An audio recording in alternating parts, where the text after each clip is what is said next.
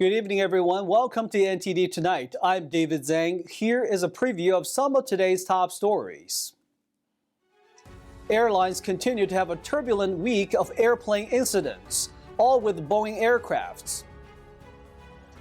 President Joe Biden released his budget for the 2025 fiscal year, highlighting his efforts to help middle-class Americans to get a leg up as the general election kicks off. In one of the deadliest crimes in Hawaii's capital, a man stabbed his wife and 3 children to death in their family homes in Honolulu before taking his own life. The repeated occurrences of incidents involving Boeing aircrafts have raised significant concerns within the aviation industry. NTD's Christina Corona has more details on the terrifying events. United Airlines confirmed that a Boeing 737 aircraft rolled off the runway at George Bush Intercontinental Airport in Houston on March 8th. The flight had 160 passengers and 6 crew members on board. No injuries were reported, and the cause of the plane veering off the runway is still unknown. On Thursday, United Airlines Boeing 777 lost a tire during takeoff from San Francisco. However, it landed safely in Los Angeles, damaging a vehicle parked below. According to the FAA, the crew reported a landing gear issue. No injuries were reported. On Monday, many were injured on a Chilean plane traveling from Sydney to Auckland due to a sudden strong movement. Around 50 people were treated for mild injuries on site, with 13 taken to the hospital, including 1 in serious condition. Passengers reported that several individuals were not wearing seatbelts when the Boeing 7879 Dreamliner suddenly dropped, and LATAM Airlines stated there was a technical event during the flight but did not provide details. Christina Corona, NTD News. Now let's take a look at other top headlines. President Biden today released a blueprint budget proposal aimed at getting voters' attention. It would offer tax breaks for families, lower healthcare costs, and higher taxes on the wealthy and corporations. The plan proposes to raise the corporate income tax rate to 28% from 21%, and also proposes increasing the corporate minimum tax rate to 21%. Biden also proposes imposing a minimum tax on the wealthy, requiring them to pay at least 25% of their total income. The president also said he wouldn't increase taxes for those earning less than $400,000. Biden's budget also focuses on the lack of affordable homes in the country. President Biden is urging Congress to pass a mortgage relief credit that would provide a $10,000 tax credit for first-time home buyers. I know the cost of housing is so important to you. If inflation keeps coming down, mortgage rates will come down as well, and the Fed acknowledges that. But I'm not waiting. Biden is calling for an annual tax credit of $400 a month for the next 2 years for people to put toward their mortgage when they buy a first home or trade up for a bigger one. The president will also ask Congress to give first-time home buyers up to $25,000 in down payment assistance. The budget plan is generally viewed as a political messaging document and is unlikely to become law since the law has to be passed by Congress. Meanwhile, lawmakers are still struggling to fund the government for fiscal year 2024. They need to pass a second funding package of 6 bills, including one for defense, by the March 22nd deadline. The U.S. military has increased the security at the U.S. Embassy in Haiti and evacuated non-essential personnel on Sunday.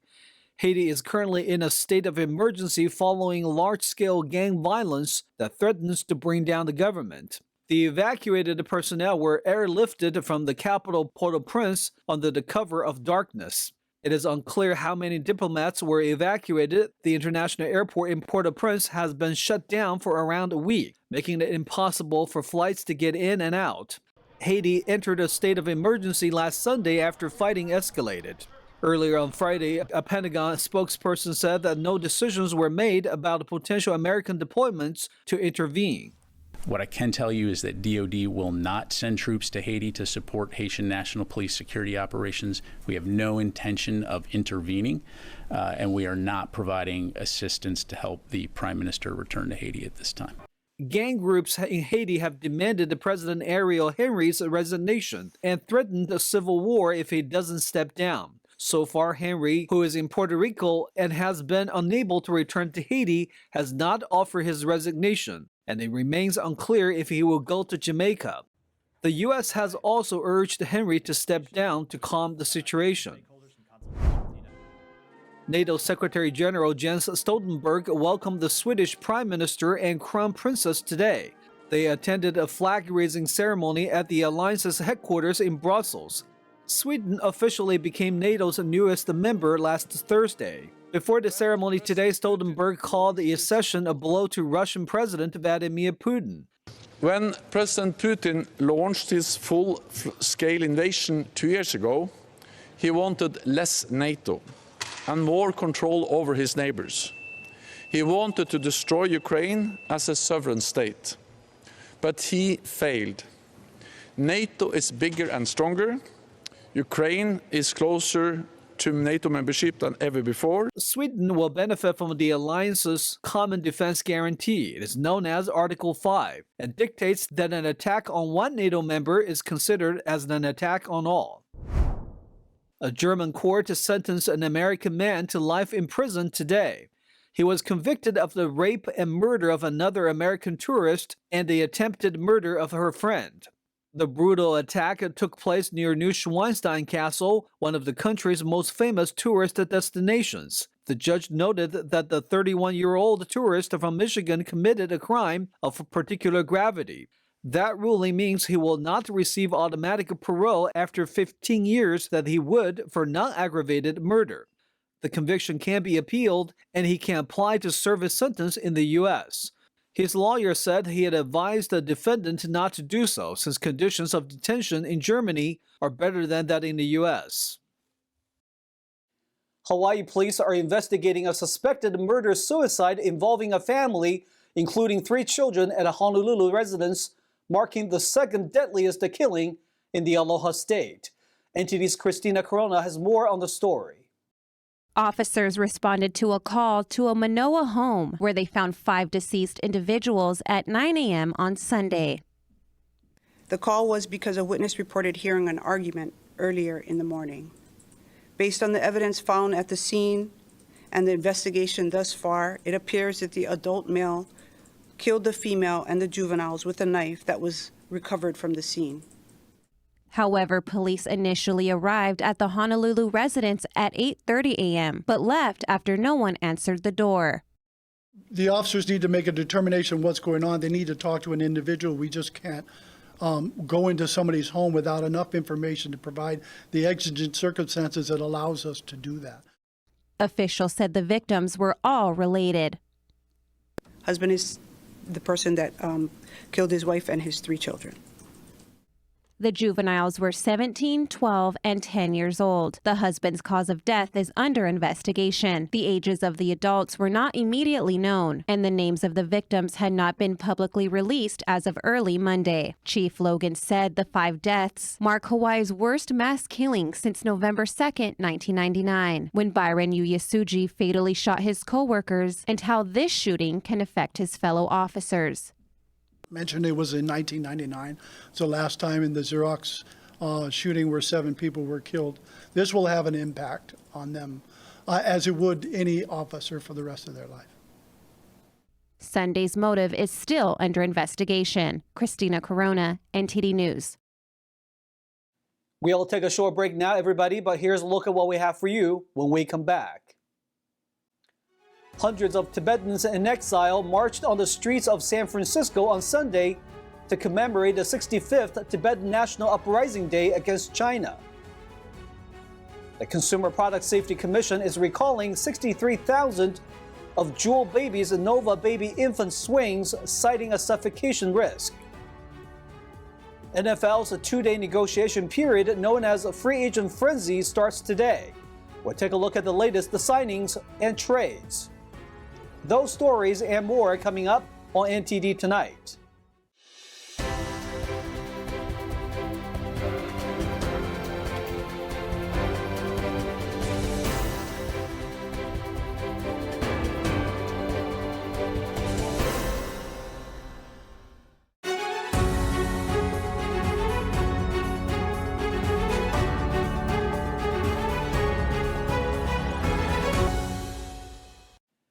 Welcome back to NTD Tonight. I'm your host, David Zhang. On Sunday, Tibetan people and supporters rallied in San Francisco to commemorate the 65th Tibetan Uprising Day. They raised the concerns over ongoing and new issues that the Tibetan people are facing with the forced occupation by the Chinese Communist Party. NTD's Jason Blair reports. Hundreds of Tibetans gathered in San Francisco in front of City Hall on Sunday. For more than 60 years, March 10th was the commemoration of Tibetan Uprising Day. On this day, 65 years ago, in 1959, the people of Tibet from the 3 traditional provinces rose in protest against the repression of the Chinese Communist forces in capital Lhasa. And today it still continues that we and our people in Tibet live under Chinese servitude. It was shortly after March 10th, 1959, that the Dalai Lama was forced to go into exile in India, where he resides today. Speakers highlighted the current challenges the Tibetan people in Tibet face with the ongoing forced occupation. The PRC government is vigorously pursuing a policy of, open quote, forging a strong sense of the Chinese as one single identity, close quote, by erasing the Tibetan identity. At this time, Chinese government is building hydro project dams in the Kham area of Dege region. They are forcefully relocating Tibetan people to make those hydro dams. It's very concerning. China out of Tibet now! China out of Tibet now! They also expressed concern about the Chinese Communist Party meddling with the Buddhist religion inside of Tibet. Reinterpreting and conforming the content of Buddhist canons to suit communist ideology and manipulation of monastic discipline. Speakers also praised the U.S. House for passing the Resolve Tibet Act, a bill that would put pressure on the CCP to resume negotiations with Tibetan leaders. The gathering at City Hall was part of a full day of marches and rallies in the San Francisco area. Jason Blair, NTD News. A popular baby brand has initiated a recall of over 60,000 infant swings due to a suffocation hazard, prompting immediate action. NTD's Christina Corona tells us more. Approximately 63,100 Nova Baby infant swings from Jool Baby have been recalled. Marketed for infant sleep, these swings violate the U.S. Consumer Product Safety Commission's regulations and the Safe Sleep for Babies Act due to their incline angle exceeding 10 degrees and lack of required sleep warnings. The swings were manufactured between June 2022 and September 2023 and were sold in-store and online by Walmart and by other online retailers, including Jool Baby, Target, Amazon, and Babylist. They feature a round aluminum base with music buttons on the front and are powered by either AAA batteries or an AC adapter. They also come with a remote control for operation. Owners are urged to stop using the swings and contact Jool Baby for a free repair kit. To receive the kit, customers must register on the firm's website by uploading a photo of the warning label. The kit includes a new seat with updated warnings, plush toys, and a remote control. There have been no reported injuries. Christina Corona, NTD News. Prosecutors dropped charges against the 3 men who were accused of possessing stolen Hotel California lyrics. The reason being the trial's fairness was questioned.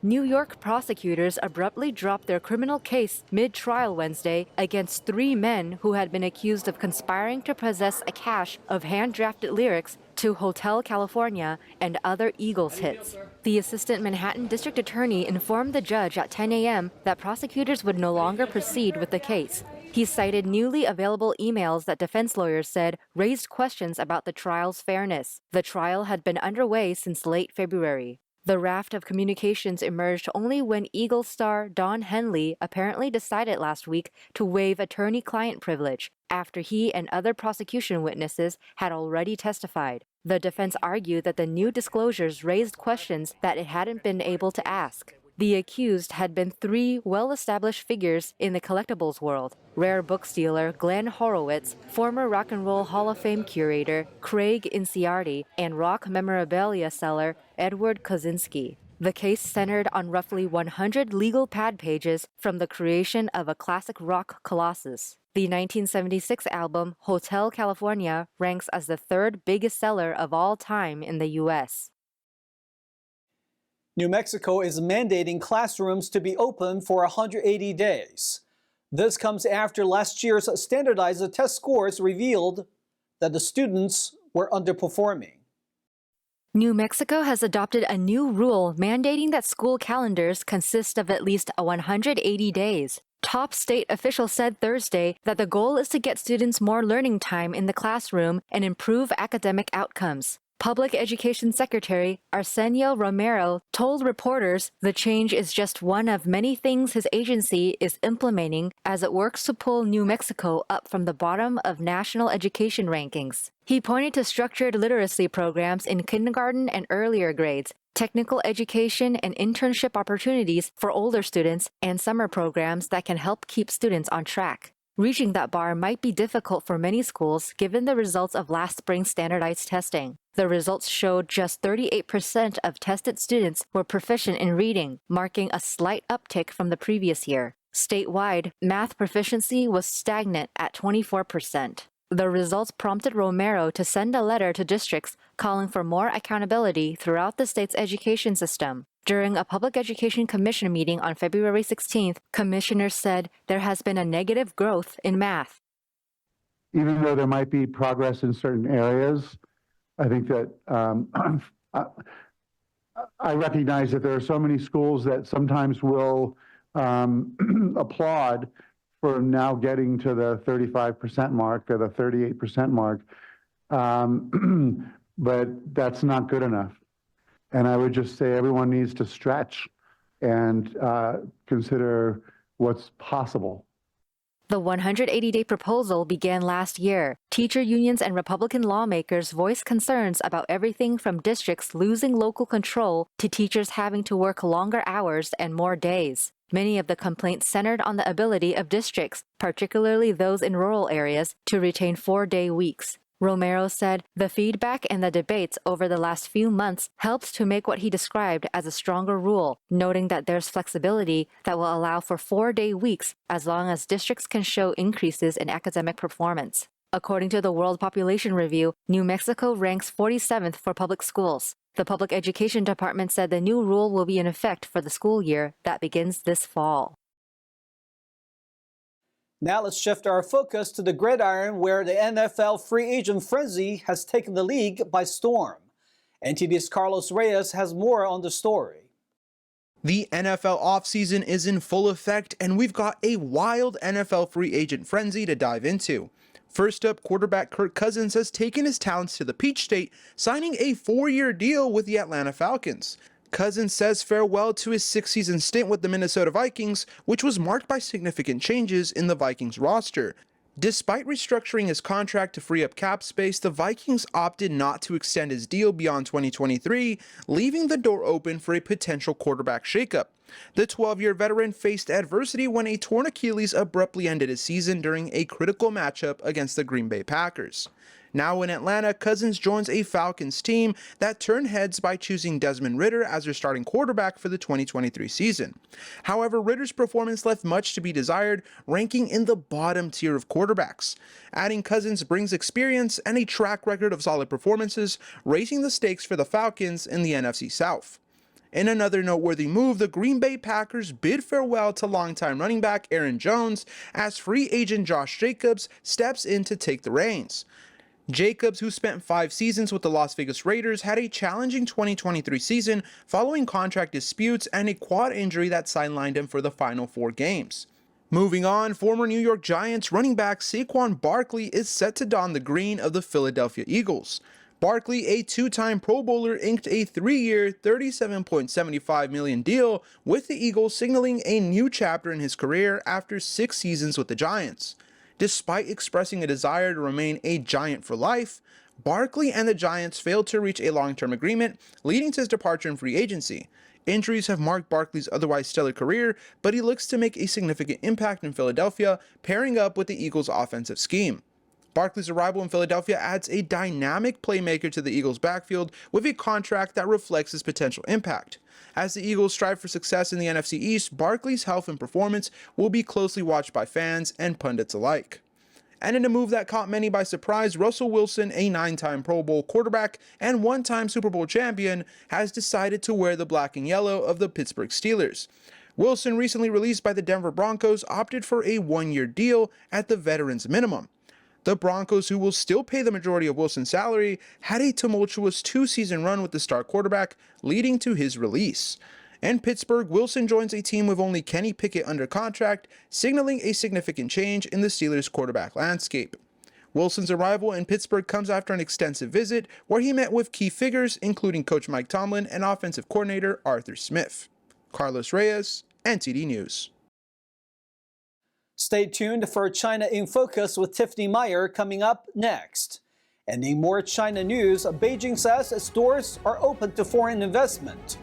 But do its actions match its words? Tune in at 9:30 p.m. on NTD's China in Focus with Tiffany Meyer. And that's all we've got for you tonight. We would like you to join us again on NTD Tonight every weekday at 9 p.m. I'm David Zhang. Have a wonderful evening.